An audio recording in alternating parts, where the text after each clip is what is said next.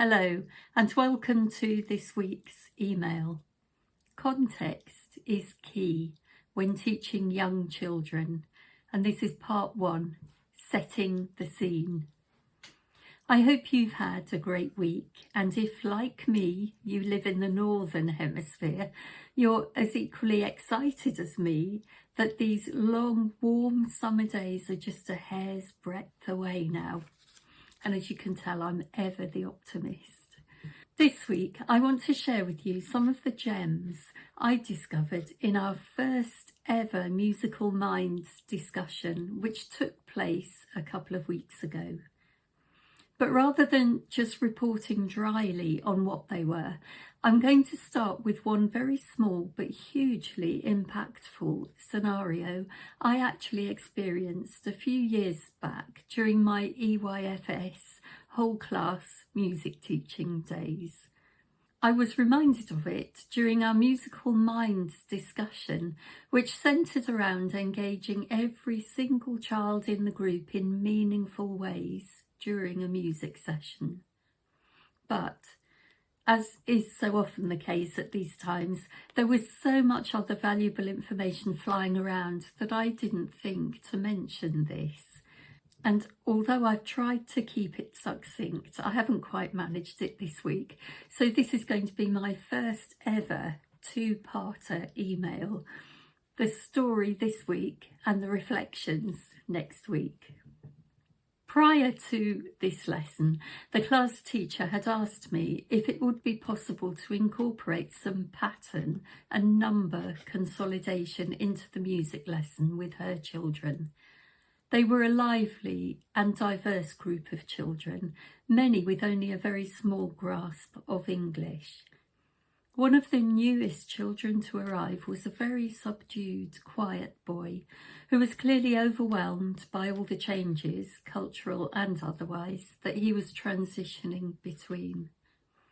I decided to compose a simple counting and number recognition song that also incorporated musical patterns into the mix. Then, before adding any instrumentation or firmly deciding upon the musical style, I decided to research the geographical area that the boy had travelled from in order to maybe include some aspect of his music into the mix. It took a while, but I was quite pleased with the result, and so was the class teacher, because the song covered everything she had asked for. I recorded the song in draft form and tried it out with the children. It was an action song. Basically, they were issued with a ticket, a number card, and they had to board the train, the number train, when it stopped at the station. A changeable number would be included in the song lyrics, and the children would have to listen closely and act accordingly.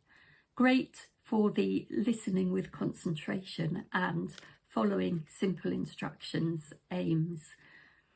The melody line was very simple. It used just 3 pitches and a stepwise movement up and down throughout, and the rhythms were also hugely repetitive, so it was basically a melodic chant more than a song.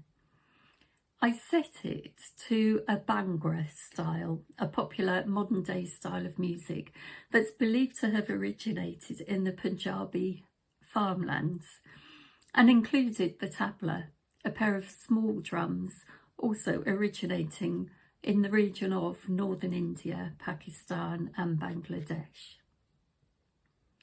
Within a couple of bars of the song beginning to play, the little boy, with the loudest voice ever, repeatedly shouted, "My, my, my," and pointed to the music coming out of the speakers. His face lit up as he stood transfixed, looking at the speaker, then back at me, and then back at the speaker. I literally jumped out of my skin, as did many of his classmates. He was the most animated participant in the class during that lesson, and needless to say, we had to repeat the song many times throughout the following lessons. All the children enjoyed participating in the song, and it continued to develop and transform as the weeks went by due to the children's own suggestions. As this boy's English competence increased, I was able to ask him more about the music, such as what instruments he recognised and how he identified that this was his music. And so the whole class's musical appreciation analyses developed alongside his grasp of the language.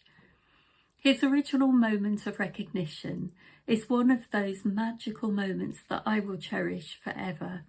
Together, we had all made a connection. So what had I learned from this experience? That, on some occasions, it is so important to situate the child within their own experiential landscape before attempting to make them understand mine. And that's where I'm going to leave this week's mail. I'll pick up the same theme next week, but from a slightly different perspective, as I attempt to explain just why experiences like these are so important in the everyday to and fro of learning that takes place with our 3 to 7 year olds. It really is fascinating. In the meantime, if you'd like to become a member of our Select Musical Minds group, please make a note in your diary now. The next session will take place on Thursday, the 24th of October, from 7:30 to 8:15 UK time. You can already book your place by following the link provided in the text below this video. I look forward to seeing as many of you as can make it. And for the week ahead, I wish you very many inspiring and life-affirming connections, musical or otherwise. With kind regards and thanks very much for watching. See you next week.